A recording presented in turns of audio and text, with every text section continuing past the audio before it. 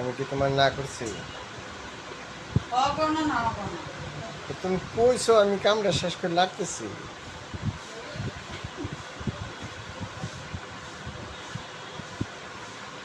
মাজার উল্টে জিগেলাম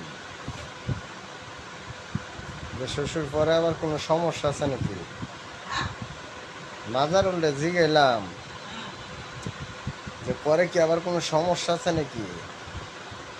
বললো না, সমস্যা কি, হয়তো দেখা গেছে ভিউ থাকবো না, আবার সবারই ভিউ থাকবো না, আবার নতুন করে যখন ছাড়বেন তখন আবার আসবো।